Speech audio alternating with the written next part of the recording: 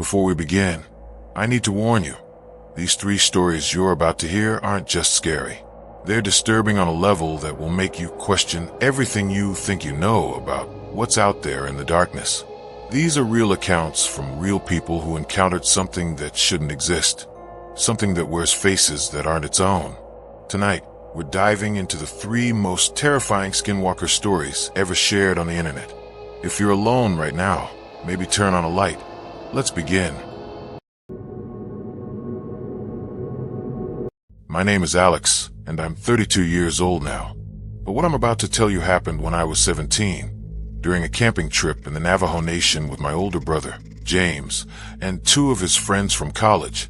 I've never shared this publicly before. After what happened, I couldn't. But it's been 15 years, and I need to tell someone, anyone, because keeping this inside is eating me alive. It was late July, and the heat in northeastern Arizona was suffocating even after sunset. James had just finished his sophomore year studying anthropology, and he was obsessed with Native American folklore, against the advice of our Navajo guide, an elderly man named Thomas who refused to even say the word. James insisted we camp near a place called Dead Horse Point, an isolated mesa known for strange disappearances. The first night was uneventful. We set up camp, told stories, and James kept talking about cryptids and shapeshifters like it was all just academic curiosity. Thomas had warned us before he left. Don't whistle at night. Don't speak about them. And if you hear your name called from the darkness, that's not your friend. Don't answer. James laughed it off. I didn't. Around 2 a.m., I woke up needing to pee. The fire had died down to embers, and both of James's friends, Kyle and Devin, were passed out in their tent. James was supposed to be in our tent, but when I looked over, his sleeping bag was empty. That's when I heard it. Whistling. Not a tune exactly. Just a long, hollow whistle coming from somewhere beyond the light of our dying fire. It sounded wrong. Off-key. Like someone who'd heard whistling once, but didn't quite understand how it worked. Marcus. My name. Spoken in James's voice. But it didn't come from the direction of the whistle. It came from behind our tent. Marcus, come here. I found something. Every cell in my body screamed at me not to go. Thomas's warning echoed in my head, but it was my brother's voice. I grabbed my flashlight and walked around the tent. James was standing about 30 feet away, at the edge of the darkness, his back to me. James, what are you doing, man? It's the middle of the night. He didn't turn around. Just stood there, perfectly still, facing the desert. Come closer, he said. You need to see this. Something was wrong with his voice. It was James's voice, yes, but flatter. Like someone doing an impression without the emotion behind it. James turned around. Slowly, he turned, and I saw his face. It was James. Same messy brown hair. Same scar above his left eyebrow from when he fell off his bike as a kid. Same ratty college hoodie. But his eyes, God, his eyes were wrong. They didn't blink. They just stared at me. Too wide, too unmoving, reflecting my flashlight beam like an animal's. Come, closer. Each word came out mechanical, deliberate. I took a step back, and that's when I heard it. A rustling from inside our tent behind me. Marcus. Dude, why are you yelling? James. The real James. His voice groggy with sleep, coming from inside the tent. I spun around, shining my light at the tent entrance, just as James unzipped it, rubbing his eyes. He looked at me, confused. Then he looked past me, and his face went white. Marcus, he whispered. What the fuck is that? I turned back. The thing that looked like James was closer now. Much closer. Close enough that I could see it wasn't breathing. Its chest didn't rise or fall. And its mouth, when it smiled at me, I saw that its teeth were just slightly too long. Come closer, it said again, in that dead, flat voice. I don't remember making the decision to run. My body just moved. I grabbed James and screamed for Kyle and Devin. We all scrambled into Kyle's truck, fumbling with the keys, while that thing stood at the edge of our campsite, watching us.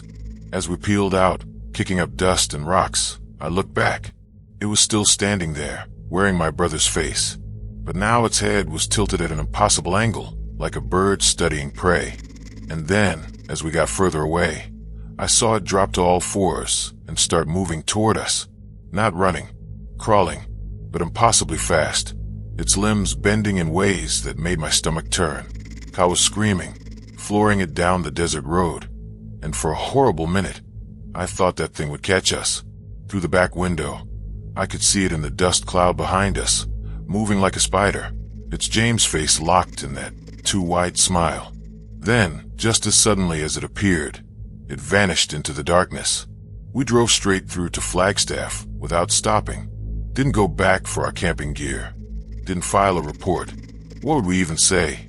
Here's the thing that still keeps me up at night, though. 3 days after we got back, James started acting different. Little things at first. He'd stare at me without blinking for too long. He stopped eating meat, said it tasted wrong suddenly. And one night, I woke up to find him standing at the foot of my bed in the dark, just watching me. When I asked him what he was doing, he smiled. And for just a second, just a fraction of a second, his eyes reflected the moonlight from my window. I moved out 2 weeks later. We don't talk anymore. Mom thinks we had a falling out, and I let her think that, because the truth is so much worse. I don't think we left that thing in the desert. I think it followed us home. And I think it's been wearing James ever since. My name is Sarah Mitchell, and I'm a long-haul truck driver. I've been doing this job for 8 years now, and I've seen some strange things on the night roads. Weird hitchhikers, unexplained lights, animals that shouldn't be in certain areas. But nothing, and I mean nothing, prepared me for what I encountered on Highway 491 in New Mexico last October. It was around 3:30 in the morning, and I was driving through the Navajo reservation, hauling furniture from Albuquerque to Cortez. The highway was empty. Hadn't seen another car for over an hour, and the light rain was making everything look slick and reflective in my headlights.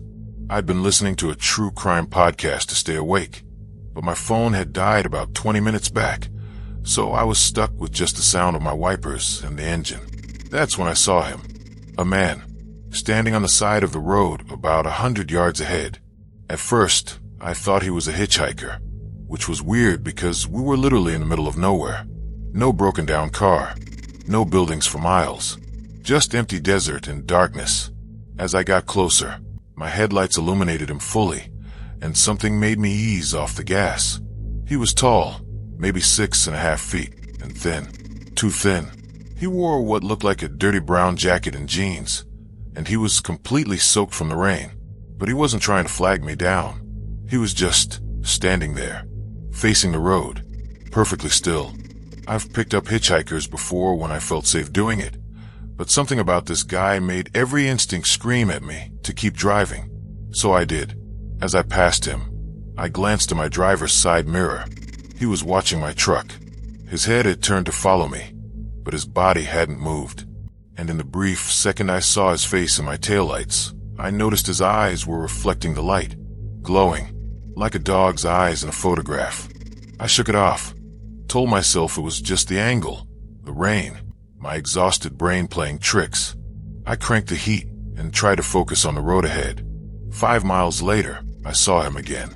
Same guy, same spot, standing on the side of the road. Same brown jacket, same impossible stillness. But that wasn't possible. I'd been driving at 60 miles per hour. There was no way he could have gotten ahead of me unless he'd been driving too, and I hadn't passed a single vehicle. This time I didn't slow down. I kept my speed and blew past him, my heart starting to hammer in my chest. Another 3 miles. There he was again. Now I was scared, really scared. I grabbed my CB radio and tried to call out to any other truckers in the area, but all I got was static. My phone was still dead, and this thing, because I was now certain it wasn't a man, kept appearing ahead of me no matter how fast I drove. The 4th time I saw him, he was standing in the middle of the road. I slammed on my brakes, my truck fishtailing slightly on the wet pavement, and came to a stop about 50 feet from him. He was facing me now, and in the full beam of my headlights, I could see him clearly for the first time. His face was wrong. The proportions were off. Eyes too far apart, mouth too wide, skin that looked like it had been stretched over a skull that wasn't quite human. His clothes, up close, didn't look like clothes at all.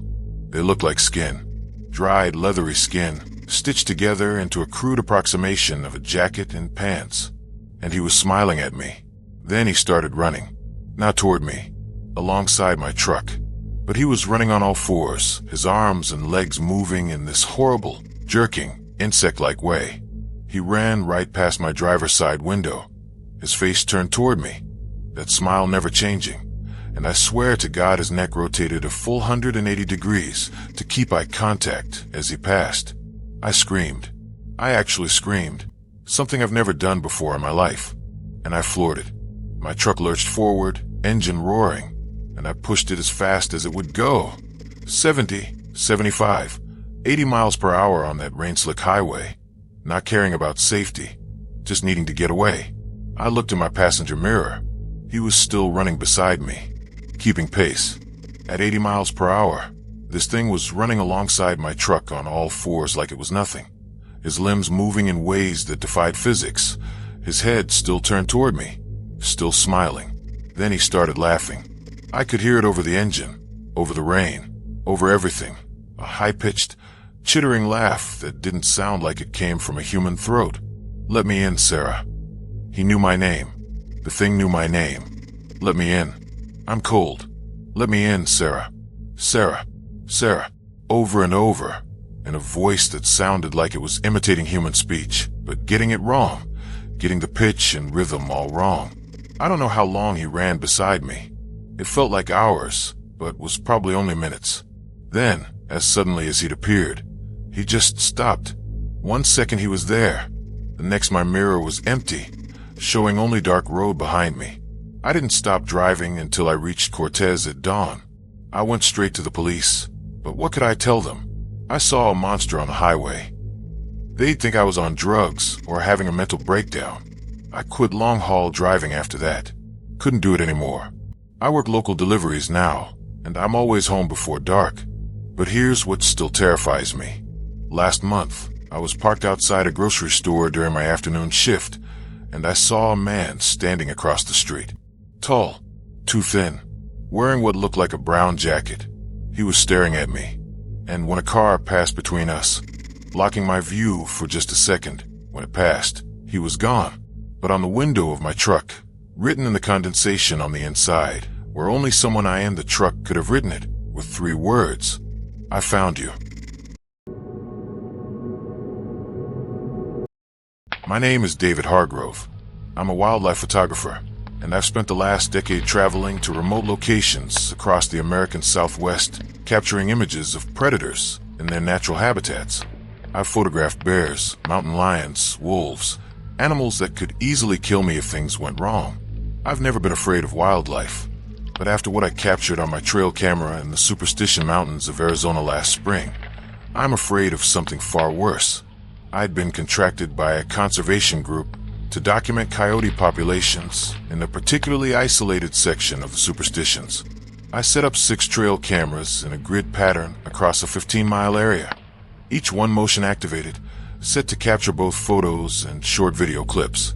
The area was known for being strange. Locals told stories about people going missing, weird howls at night, livestock being killed in ways that didn't match any known predator. But I'd heard stories like that in every remote area I'd worked. People see patterns where there are none. They get spooked by normal animal behavior they don't understand. I was wrong. I left the cameras up for 3 weeks, then hiked back in to collect them. The first 4 cameras showed exactly what I expected: coyotes, deer, a few rabbits, one very pissed-off bobcat that stared into the lens like it knew it was being watched. The 5th camera was missing, just gone. The mounting bracket was still attached to the tree, but the camera itself had been ripped away, leaving behind scratches in the bark that looked like they'd been made by something with long claws. The 6th camera was still there, but the memory card was corrupted. I almost gave up on it, but when I got back to my truck and tried it in my laptop, it started working. There were 1,847 photos and videos on that card. The first 100 or so were normal. Coyotes, deer, the usual nighttime parade of wildlife. But then, starting at image 237, taken at 2:47 a.m. on the 9th night. Something else appeared. At first, I thought it was a person. The motion sensor had triggered, and in the frame, partially obscured by brush, was what looked like a human figure standing about 40 feet from the camera. But the proportions were off. The arms hung too long, almost to the knees, and it was completely naked, but its skin looked wrong, mottled, darkly colored, almost like it was covered in dirt or ash. I zoomed in on the image. It was staring directly at the camera, and even in the grainy, infrared night vision, I could tell something was deeply wrong with its face. The features were human, nose, mouth, eyes, but they were arranged slightly incorrectly, like a child's drawing of a face that's almost right, but not quite. The next image, taken 3 seconds later, showed it closer, much closer. It had moved 30 feet in 3 seconds without appearing in frames in between. Image 239. It was 10 feet from the camera now. I could see details I wished I couldn't. Its eyes were too large, its mouth hung open, and I could see teeth that were too sharp, too many of them. And its hands had fingers that were too long, with extra joints. Image 240. It was right in front of the camera. Its face filled the entire frame, and it was smiling. Then the video clips started. The first clip was only 8 seconds long. The creature, because I couldn't think of it as human anymore, was standing motionless in front of the camera. Then, without warning, it lurched forward and its mouth opened impossibly wide, wider than any human jaw could stretch, and it made a sound. I've heard a lot of animal vocalizations in my career. I've heard elk bugle, lions roar, coyotes howl. This wasn't any of those. It was a scream, a human scream, but it was coming from this thing, and it went on, rising in pitch until it was almost ultrasonic. And then it just stopped. The creature tilted its head, studying the camera. Then it spoke. "David, my name," in a perfectly clear, masculine voice. "My name. I see. You, David." Then it reached out with one of those two long hands, and the video cut to black. The next 50 images were all taken within a span of 10 minutes, and they showed that thing moving around my camera, examining it from different angles, its face appearing in the frame over and over, always with that horrible smile. Then, in image 291, it was holding something. The missing camera from location 5. It held it up to the lens of camera 6, like it was showing me, proving something. In image 292, the creature was gone, but the photos didn't stop. From image 293 to image 1847, taken over the next 2 weeks, the camera documented that thing coming back, night after night, sometimes multiple times per night. And in every single image, it was wearing something different. Image 340, it was wearing what looked like deer hide, wrapped around its body like a cloak. Image 512, it was wearing clothes, a shirt and pants that looked old and torn. Image 673, it was wearing what looked like a coyote pelt, the animal's head sitting on top of its own like a hood. Image 891, it was wearing a face, not a mask, a face, human skin, stretched over its own features, tied behind its head with what looked like strips of leather. The eyes and mouth holes didn't quite line up with its own, creating this horrible double vision effect. And the face looked familiar, though I couldn't place it, until I got to image 1203. In that image, the creature was closer to the camera than it had ever been before, and it was wearing a different face. This one I recognized immediately, because I'd seen it 1,000 times. It was my face. My face. Somehow, this thing had found a photograph of me, or worse, had seen me, and had crafted a crude replica of my face out of leather or skin, or God knows what, and it was wearing it while it stared into my camera. The final video clip, image 1847, was 2 minutes long. The creature stood in front of the camera, wearing my face. Then it reached up and slowly, deliberately, peeled the face off, revealing its true features underneath. That wrong arrangement of too large eyes and too many teeth. It held my face up to the camera. Then it spoke, an MY voice, perfectly mimicked. "I know where you live, David. I've seen your truck. I've watched you sleep. I know where you live." It smiled, then crushed the leather face in its fist and walked away into the darkness. I moved. Immediately, I packed everything I owned that same day and drove 12 hours to Phoenix, where I'm staying with family. I sold my photography equipment. I'm not going back to the superstitions. I'm not going back to remote photography. But here's the thing that keeps me up every single night. 3 weeks ago, I got a notification on my phone. It was from my cloud storage, where I had uploaded all those images from the camera. Someone, or something, had left a comment on image 1847. The comment was just 2 words. Found you, and the user profile picture. It was a photo taken from inside my apartment, from behind my couch, taken the night before. I wasn't home when that photo was taken. My apartment was locked. The windows were closed. But something had been inside, watching, waiting. I don't know what it wants. I don't know what it's planning. But I know it's not done with me. These 3 encounters represent some of the most disturbing Skinwalker reports ever documented. Marcus, Sarah, and David all shared their stories with me under the condition that I warn everyone watching. If you encounter something that doesn't quite look right, that moves wrong, that knows things it shouldn't know, don't engage. Don't run toward it. Don't try to rationalize it.